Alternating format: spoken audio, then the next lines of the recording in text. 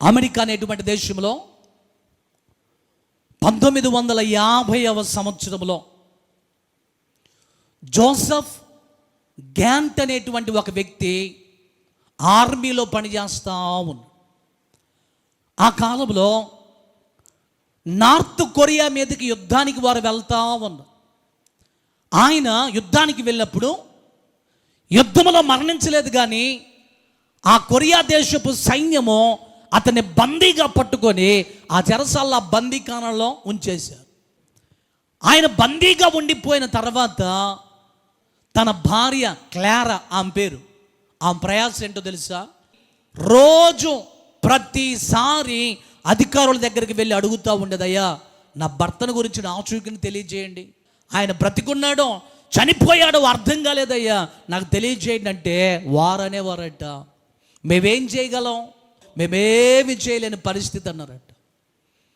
బందీగా ఉన్న తన భర్త కోసము 63 సంవత్సరాలు నిరీక్షించింది. చెప్పండి, ఎన్ని సంవత్సరాలు?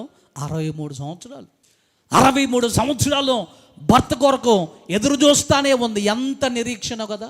అలా 63 సంవత్సరాలు తన భర్త వస్తాడు వస్తాడు వస్తాడు వస్తాడు అని ఎదురు చూసి ఆమెకి ఎన్ని సంవత్సరాలు వచ్చాయి తెలుసా?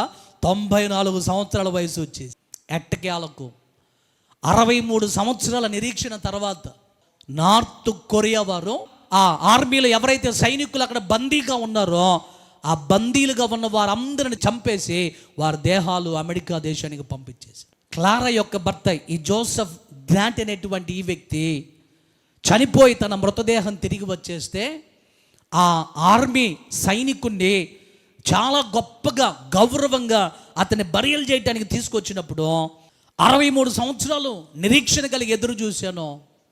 ఎట్టకేలకు మనిషి సజీవంగా రాలేదు, కానీ మనిషి చనిపోయి వచ్చాడు. నా దేశం కోసం తన ప్రాణాలు వదిలిపెట్టు. నా భర్త వెళ్ళిపోయేటప్పుడు నేను తిరిగి వస్తే ఓకే, లేకపోతే నన్ను మ్యారేజ్ చేసుకోమన్నాడు. నేను పెళ్లి చేసుకోలేదు. ఇన్ని సంవత్సరాలు ఒంటరిగానే నా భర్త కోసం నేను ఎదురు చూశాను. నేను జోసెఫ్ వైఫ్ని, నేను ఆయన భార్యగా మాత్రమే ఉంటాను అని అక్కడ ఉన్న ప్రజలందరికీ కూడా చెప్తే ప్రజలు చాలా ఆశ్చర్యపడిపోయారు. ఎందుకు ఈ మాటలు చెప్తున్నాను తెలుసా?